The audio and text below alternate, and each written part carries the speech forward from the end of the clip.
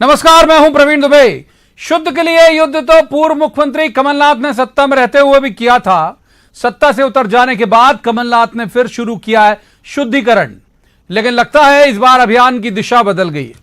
कमलनाथ ने शुद्धि की यह मुहिम विधायकों के दल बदल के बाद उपचुनाव वाली 27 सीटों के लिए शुरू की थी, लेकिन कांग्रेस का भिजवाया गंगा जल किसी एक विधानसभा में घर घर तक पहुंच पाता है, इससे पहले ही पार्टी के भीतर से उठने लगे सवाल। तो आज जिस वक्त दिग्विजय सिंह ट्वीट करके पूछ रहे थे कि भगवान राम ने वचन निभाने के लिए 14 साल का वनवास काटा, क्या हमारे राजनेता भी वचन निभाएंगे?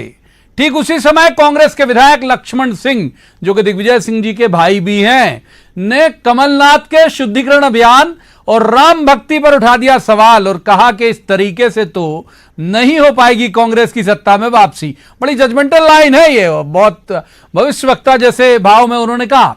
पार्टी ने भी लक्ष्मण सिंह को उनकी लक्ष्मण रेखा दिखाने में देर नहीं लगाई। हालांकि पूर्व मुख्यमंत्री कमलनाथ की राम भक्ति पर हैदराबाद की इस्लामिक संस्था की तरफ से भी समझाइश आई है।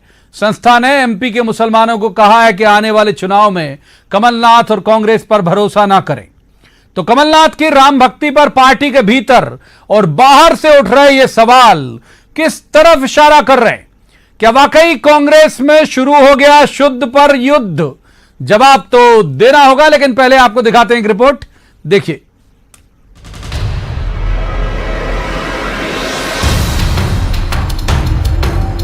कांग्रेस मुख्यालय की दीवार पर भगवान राम का कटआउट, पीसीसी चीफ कमलनाथ के हाथों में गंगा जली।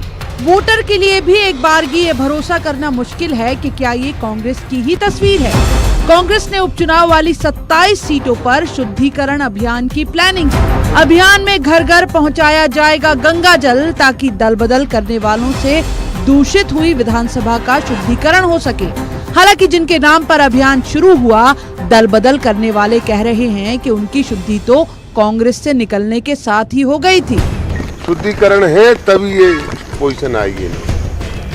15 महीने से कहाँ गए थे शुद्धिकरण के लिए? इनको दिख नहीं रहा था 15 महीने से कहाँ शुद्धिकरण। अब काय का शुद्धिकरण है? शुद्धिकरण तो हमने कर दिया। इधर राम को राजनीति में दिग्विजय सिंह भी ले आए। राम राज्य पर ट्वीट कर पूछा कि भगवान राम ने वचन निभाने के लिए 14 साल वनवास काटा, क्या हमारे राजनेता भी वचन निभाएंगे? बीजेपी ने जवाब दिया कि दिग्विजय का कमलनाथ पर है ये कटाक्ष। दरअसल ये उनका अप्रत्यक्ष माननीय कमलनाथ जी पर कटाक्ष है। कमलनाथ जी निभा नहीं पाए वचन, न तो कर्जा माफ कर पाए, न बेरोजगारों को बेरोजगारी दे पाए, भत्ता दे पाए। तो वोटर कांग्रेस की राम भक्ति और शुद्धिकरण अभियान को समझ पाता, उसके पहले पार्टी के भीतर से उठने लगी आवाजें। 24 घंटे पहले कमलनाथ ने गंगा अंजुरी में उठाई और 24 घंटे के भीतर कांग्रेस विधायक का ऐतराज भी सामने आ गया। अक्सर पार्टी को समझाइश देने वाले विधायक लक्ष्मण सिंह ने कहा कि ये भक्ति और शुद्धि पार्टी को महंगी पड़ जाएगी।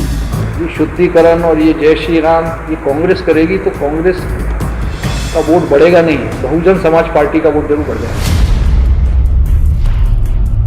इस खत के शक्ल में सलाह हैदराबाद की इस्लामिक संस्था से भी आई। खत में कमलनाथ की हिंदू परस्ती पर सवाल उठाते कहा गया कि एमपी के मुसलमान कांग्रेस और कमलनाथ पर भरोसा न करें। हालांकि पार्टी ने भी लक्ष्मण सिंह को लक्ष्मण रेखा तुरंत दिखाई और तुरंत उनकी समझाइश और राय से किनारा कर लिया। ये राम के छोटे भाई लक्ष्मण हैं। अब ये लक्ष्मण सिंह जी आधुनिक युग के लक्ष्मण हैं। इनकी विचारधारा अलग है। उस समय के राम लक्ष्मण की विचारधाराएं अलग थी। हर व्यक्ति का कहना है कि मैं राम में हूँ, राम मुझ में है। तो ये प्रश्न उठाना ये निरर्थक और बकवास मानता हूँ। अयोध्या में राम मंदिर के भूमि पूजन का असर एमपी में ऐसा ही है जैसे बंगाल की खाड़ी से उठी पछुआ हवाएं मुंबई छोड़ सीधे एमपी में बरसात करवाएं। लेकिन भक्ति में भरोसा भी होता है और शक्ति भी, लिहाजा सियासी दल इस मजबूत जोड़ को किसी कीमत पर छोड़ना नहीं चाहते। लेकिन सवाल ये है कि 2018 से सॉफ्ट हिंदुत्व की राह पकड़ चुकी कांग्रेस के लिए ये आसक्ति जोखिम तो नहीं बन जाएगी? कमलनाथ का भगवा चोला कांग्रेस की मूल सेक्युलर छवि पर सवाल तो नहीं खड़ा करेगा? लक्ष्मण सिंह ने जो कहा, क्या वो पार्टी की भी आवाज है? जवाब तो देना होगा। भोपाल में अनुराग श्रीवास्तव और शरद श्रीवास्तव के साथ bureau report, news 18 Madhya Pradesh Chhattisgarh.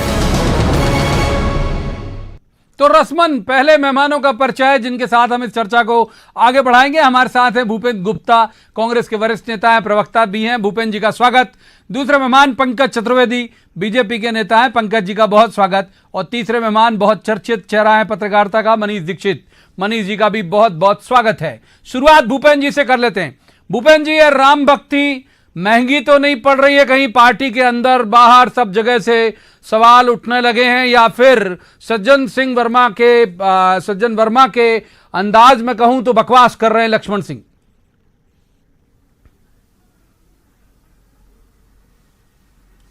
देखिए, भक्ति के मार्ग में ना महंगा होता है कुछ, ना सस्ता होता है। भक्ति होती है, एक समर्पण से पैदा होती है। और आज जो है, जब कांग्रेस पार्टी ने ये तय किया कि जो या तो समझौते का रास्ता पकड़ लिया जाए या जो है कोर्ट का रास्ता पकड़ लिया जाए, अदालत के फैसले को स्वीकार करने का जो फैसला है, कांग्रेस पार्टी का फैसला है। जब अदालत का फैसला आ गया और उसे पूरे देश ने स्वीकार कर लिया, तो कांग्रेस ने भी स्वीकार कर लिया। इसमें जो है ना तो कोई लाइन से डिविएशन है, ना कोई ये लाइन के विपरीत है। और ये जो राइटिस्ट के लोग जो हैं, ये जो कौमारपंथी जो भारतीय जनता पार्टी के लोग, सुनिए मेरी बात तो सुन लेना। ये जो भारतीय जनता पार्टी के जो दुष्प्रचारवादी लोग हैं, ये हमेशा सेक्युलरिज्म को भटकाते हैं, जनता के दिमाग में जहर भरते हैं। सेक्युलरिज्म आपकी व्यक्तिगत जो है धार्मिक आस्थाओं को खड़ा चिन्ह नहीं प्रश्न लगाता है। वो ये कहता है कि जो राज्य है, द स्टेट, वो जो है किसी धर्म के बारे में भेदभाव नहीं करेगी। ये राज्य के लिए बात करते हैं हम। जब सेक्युलरिज्म की बात होती, राज्य के लिए होती, व्यक्ति के लिए नहीं होती। व्यक्ति अपने फेथ, अपनी श्रद्धा, अपनी आस्था, उसको जो है वो प्रैक्टिस कर सकता है, फॉलो कर सकता है। वो कांग्रेस कर रही है, इसमें कोई आपत्ति की बात ही नहीं है। और ये जो है ना कोई डिविएशन है, ये हमारी जो राजनीतिक लाइन है, भगवान राम के बहुत सारे सवाल हैं आज तो आपसे जुड़े सवाल हैं। पंकज चतुर्वेदी जी का रुख कर लेता हूं, पर आऊंगा भूपेंद्र जी आपके पास आऊंगा। बहुत वक्त है, शुरुआत इसीलिए आपसे की। पंकज जी, ये जो पार्टी के अंदर से उठ रहे हैं, हालांकि लक्ष्मण सिंह जी तो हमेशा से धारा के प्रतिकूल जाके बयान देने में माहिर नेता हैं, लेकिन फिर भी क्या ये शुद्धिकरण को लेकर हवा निकलती हुई दिख रही है कांग्रेस की, या फिर ये आपसी गुटबाजी जो है वो सतह पर आ रही है?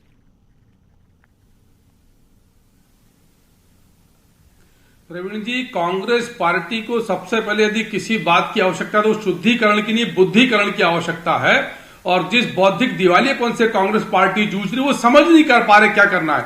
अभी हमारे मित्र कह रहे हैं कि भारतीय जनता पार्टी के कतिपय लोग, अरे दिग्विजय सिंह जी भारतीय जनता पार्टी के थोड़ी हैं, वो सवाल उठा रहे हैं कमलनाथ जी के ऊपर। लक्ष्मण सिंह जी क्या भारतीय जनता पार्टी के 5 बार के सांसद, 3 बार के विधायक, लक्ष्मण सिंह जी तो है पूर्व भाजपा भारतीय जनता पार्टी के।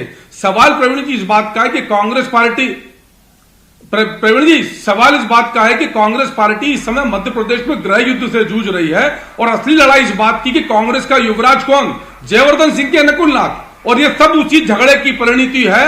और उसी के चलते आज स्थिति गृह युद्ध पर पहुंची है कि सज्जन सिंह वर्मा बोल रहे हैं लक्ष्मण सिंह बकवास कर रहे हैं। आप देखिए भाषा का स्तर कि लक्ष्मण सिंह बकवास कर रहे हैं। और धर्मनिरपेक्षता क्या होती प्रवीण जी? भारतीय जनता पार्टी ने 1989 में पालमपुर हिमाचल प्रदेश के अधिवेशन में धर्मनिरपेक्षता को स्पष्ट तौर पर परिभाषित किया और कहा कि धर्मनिरपेक्षता का आशय प्रवीण जी ये नहीं होता कि धर्मविहीन समाज हो, बिना धर्म का समाज हो और तुष्टीकरण हो। मेरी आवाज आ रही प्रवीण जी आपको? प्रवीण जी मेरी आवाज आ रही है आपको?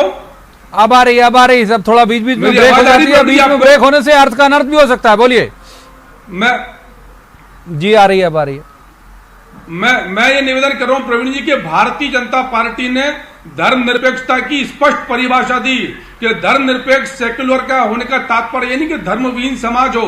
और 1989 पालमपुर हिमाचल प्रदेश में प्रस्ताव पारित किया कि धर्मनिरपेक्षता का तात्पर्य धर्मविहीन समाज नहीं है और कम से कम तुष्टीकरण तो है ही नहीं। और ये सबसे बड़े सवाल जो भारतीय जनता पार्टी, कांग्रेस पार्टी में दिग्विजय सिंह जी, लक्ष्मण सिंह जी उठा रहे हैं कि जहां इफ्तार पार्टी होती थी वहां सुंदरकांड हो रहा है। तो एक और सुंदरकांड का स्वांग, दूसरी ओर लंका कांड। तो ये जिस प्रकार के गृह युद्ध से कांग्रेस पार्टी जूझ रही है, ईश्वर उनको सद्बुद्धि। ठीक है, तीसरे मेहमान, आप बिल्कुल पर्याप्त वक्त दिया आपको भी, बीच में आप टूटते रुकते रहे हालांकि, लेकिन पूरी बात आपकी आ गई। मनीष दीक्षित जी का रुख करूंगा। मनीष जी का रुख करूंगा पंकज जी। मनीष जी, केरल के मुख्यमंत्री पिनराई विजयन ने आज एक अखबार को दिए इंटरव्यू में बहुत गंभीर तरह से आलोचना की। उन्होंने कहा कि सॉफ्ट हिंदुत्व महंगा पड़ेगा कांग्रेस को, सेकुलरिज्म पर कांग्रेस का नजरिया साफ नहीं है। दिग्विजय सिंह भी दोहरा मानदंड रखते हैं, लोकसभा चुनाव में सियासी बाबाओं को साथ रखे घूमते थे। मनीष जी, तो केवल ये आवाजें मध्य प्रदेश से नहीं उठ रही हैं, बल्कि वामपंथी भी उठा रहे हैं। देखिए प्रवीण जी, ये जो अभी पिछले कुछ दिनों में जो कांग्रेस के स्टैंड में चेंज आया है वो सबको चकित कर रहा है। और हमारे अलावा देश के अलग अलग राज्यों से जो ये आवाजें आ रही हैं वो इसी की परिणति है, क्योंकि कांग्रेस की आइडेंटिटी एक थोड़ा सॉफ्ट या सेकुलर पार्टी की मानी जाती थी।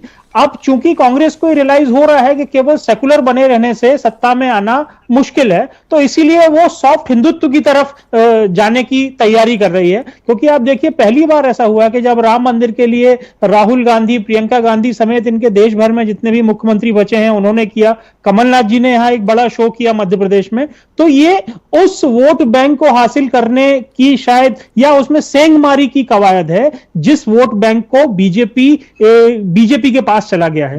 क्योंकि अब क्या हो गया है, लॉयल्टीज बदलना और किसी के जिसको बोलते हैं कि आदर्शों को चुराना, ये एक बड़ी राजनीति में बड़ी आम बात हो गई है। आप देखिए, गांधी और पटेल जो कांग्रेस के माने जाते थे आजकल वो भाजपा के हो गए हैं और भाजपा वाले उन्हें ज्यादा सम्मान देने लगे हैं। वही स्थिति राम मंदिर के साथ हो गई है, क्योंकि राम मंदिर का विरोध करना देश की आस्था, देशवासियों की आस्था के साथ आस्था पर चोट करने के बराबर है। तो शायद कांग्रेस नेतृत्व को यह समझ में आया है और इसीलिए उन्होंने ये जो जिसको बोलते हैं चोला परिवर्तन बोले या आइडियोलॉजिकल चेंज बोले, उसकी तरफ ये जाने की कोशिश है। ठीक है, एक बार भूपेंद्र जी का रुख करते हैं। भूपेंद्र जी, मनीष जी ने जो बात कही उसके अलावा एक और पढ़ देता हूं, ये मेरे हाथ में कागज है, जामिया निजामिया हैदराबाद से ये रिलीज हुआ है। इसके शब्द से आपको बता देता हूं कि पिछले कुछ अरसे से कांग्रेस और कमलनाथ ने जिस तरह से मुसलमानों से मुंह मोड़ा है, उससे साफ है कि अब हमारा साथ लेना उनकी सियासत के हक में नहीं है। कौम को कभी भी ये पुरसकून यकीन नहीं था कि जिस तरह से उन्होंने कौम के नुमाइंदों के आगे हिंदुओं से निपट लेने की दलील दी थी, हमने खुलकर उनका साथ दिया, लेकिन अब नहीं देंगे। भूपेंद्र जी, रिएक्शन कई जगह से आ रहे हैं। देखिए, ये रिएक्शंस आते रहेंगे और ये जो बात अभी जो है मनीष जी ने की है, इस ऑब्जर्वेशन से भी मैं पूर्णतः सहमत हूँ। हमने कोई शिफ्ट नहीं किया है। क्या गांधी जी जब रघुपति राघव राजा राम गा रहे थे तो वो कोई सॉफ्ट हिंदुत्व के लिए कर रहे थे क्या? ये हमारे जो है संस्कारों का हिस्सा है। और ऐसी चीज जो है जो ये हम 1915-5 से गा रहे हैं और 1905 प्रार्थना हमारी जो है पॉलिटिकल फिलॉसफी का एक पार्ट था। तो ये जो है ये जो लोग इस तरह की असहमति व्यक्त करते हैं वो गांधी से असहमति व्यक्त कर रहे हैं, वो जो है कांग्रेस की बेसिक फिलॉसफी से व्यक्त कर रहे हैं। क्या उस जमाने में गांधी की प्रार्थनाओं में क्या कांग्रेस के सोशलिस्ट फोरम के भी लोग शामिल नहीं होते थे? कांग्रेस के अंदर 50 अंतरधाराएं एक साथ बहती थी। हमारे यहाँ तो जो है स्वराज पार्टी के लोग भी थे, हमारे यहाँ जो है सोशलिस्ट फोरम भी था, हमारे यहाँ तो पार्टी के अंदर विद इन पार्टी हम जो एक मल्टी पार्टी की तरह एक्ट करते थे। ये हमारे जो है आम सहमति और कंसेंसस बनाने की फिलॉसफी का हिस्सा है। हमने देश के हर विचार को हर उसको जो है समझा और उसको आत्मग्राह्य किया है। हमने किसी को खारिज थोड़ी किया भारतीय जनता पार्टी वालों की तरह कि साहब जो है ये नहीं चलेंगे, ये नहीं चलेंगे, ये नहीं चलेंगे, ये ऐसा कपड़ा पहनते, ये ऐसा पैंट पहनते, ये धोती नहीं पहनते, ये सलवार नहीं पहनते। ये काम जो है ये रिजेक्शन का काम ये भारतीय जनता पार्टी ने किया, कांग्रेस ने कभी भी नहीं किया। और ये जो बार बार लोग कहते हैं कि साहब हम शिफ्ट कर गए, हम तो विरोध करते थे, ये इससे बड़ा कोई झूठ नहीं हो सकता। हमने कभी भी किसी भी समय किसी चीज का विरोध नहीं किया। हमने उसमें जो सैद्धांतिक रूप से जो अपनी असहमति के मुद्दे बताए, अपनी राय रखी और उन राय को ही अंततः देश ने माना। कहाँ है वो लोग आज भी खुल के बोले, जरा हिम्मत हो उनमें कि जो कह रहे थे कि नहीं साहब जो जिन्होंने अध्यादेश का विरोध किया 93 में, कहाँ है वो लोग जिन्होंने 89 में कहा कि नहीं साहब जो है जब सारे लोगों में सहमति हो गई, शंकराचार्य लोग तक सहमत हो गए, कितने खेल बिगाड़ा था। वो आज जो है बड़े बड़े महापुरुष बनने की कोशिश कर रहे हैं।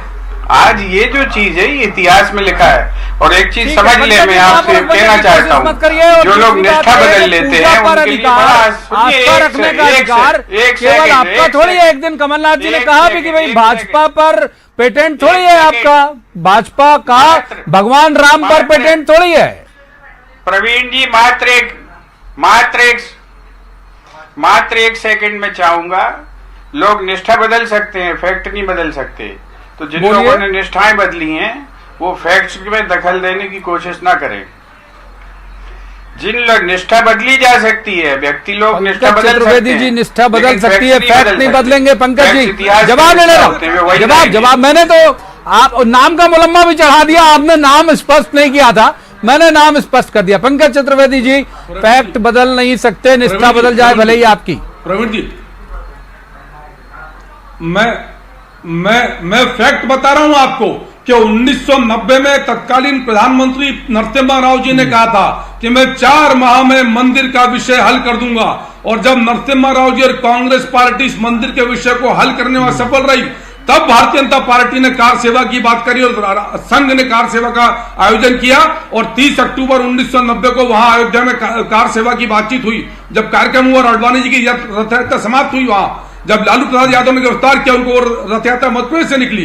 तो फैक्ट यह है कि कांग्रेस पार्टी ने मंदिर बनाने में कभी रुचि नहीं ली, क्योंकि कांग्रेस पार्टी की रुचि बाबरी मस्जिद बचाने की थी। तुष्टीकरण को लेकर कांग्रेस पार्टी चिंतित थी। और आज इसीलिए पूछा, तो अब ले रहे हैं तो क्या दिक्कत है आपको?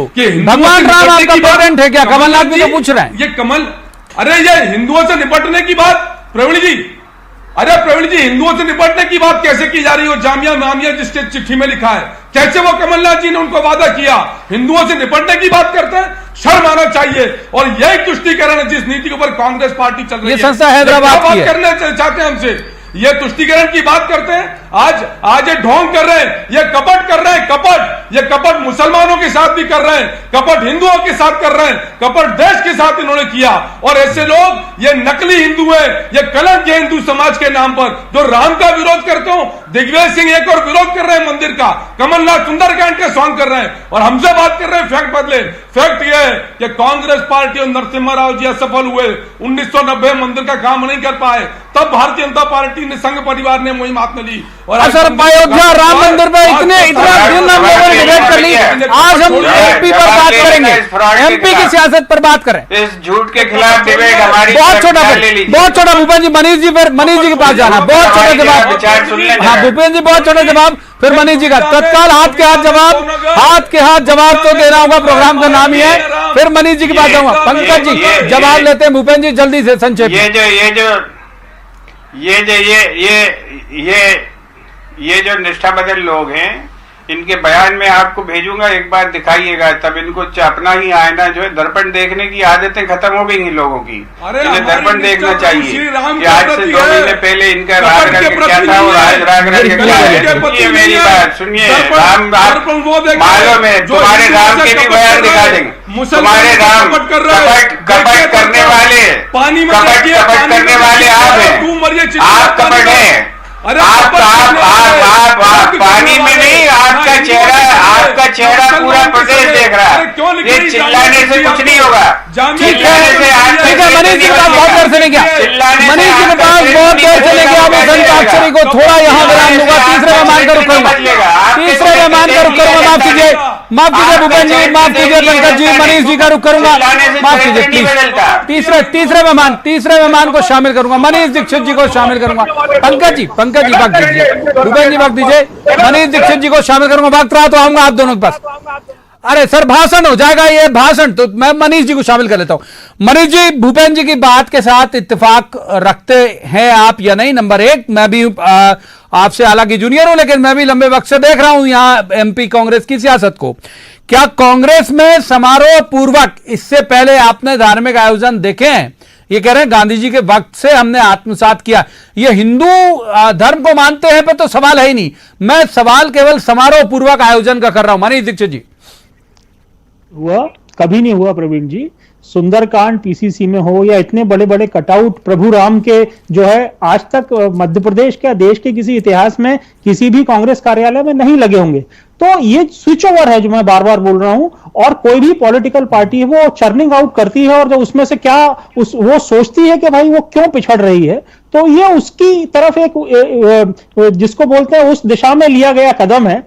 अच्छा, एक चीज और मैं जोड़ना चाहूंगा प्रवीण जी, कि अभी ये शुद्ध को युद्ध लेकर बड़ी बात हो रही है कि साहब वो गंगा जल लेके जाएंगे और उधर करेंगे, तो इसमें केवल इतना मैं कहना चाहूंगा कि पॉलिटिकल पार्टीज इस तरह के जो टूल्स हैं उसका इस्तेमाल करती है, और जिसको सूट करता है वो उसका फेवर करता है, और जो जिसको नहीं सूट करता वो विरोध करता है। मैं एक दो एग्जांपल आपको जरूर दूंगा। अखिलेश यादव ने जब अपना मकान मुख्यमंत्री के बहुत संक्षेप जी, हाँ, अखिलेश यादव का जब मकान खाली हुआ था तो उसकी गंगा जल से सफाई हुई थी। गोरखपुर से आए थे लोग सफाई करने। सिंधिया जी ने एक उद्घाटन किया था अशोकनगर में, उसका गोपीलाल जाटव ने पहले कर दिया था, तो कांग्रेस के लोगों ने उसका गंगा जल से शुद्धिकरण किया। वो मामला बहुत तूल पकड़ा था। तो ये पॉलिटिकल चीजें हैं, ये होती रहती है प्रवीण जी। ठीक बात है, बिल्कुल ये पॉलिटिकल स्टंट है, बिल्कुल ठीक कह रहे हैं मनीष जी। बहुत बहुत शुक्रिया तीनों मेहमानों का, क्योंकि वक्त इतनी चर्चा की इजाजत देता है। लेकिन ये बात सही है कि पॉलिटिकल स्टंट तक तो ठीक है मनीष जी जो कह रहे हैं कि जनता आत्मसात कर लेती है, लेकिन आस्था या निष्ठा बदलती हुई दिखती है, और अगर उस पर सवाल उठे अंदर से ही तो फिर ये मुश्किल, कहीं ऐसा तो नहीं कि कांग्रेस के लिए मुश्किल हो जाए, लेकिन तय करेंगे। फिर मैं जो हर बार लगभग कहता हूं, तय करेंगे चुनाव। 27 सीटों के नतीजे बता देंगे कि कौन सा मुद्दा कारगर रहा और कौन हुआ बेकार। आज की इस चर्चा में इतना ही। कल किसी खास मसले पर खास पैनल के साथ बैठेंगे और कहेंगे जवाब तो देना होगा। तब तक आप देखते रहिए न्यूज़ 18 मध्य प्रदेश छत्तीसगढ़।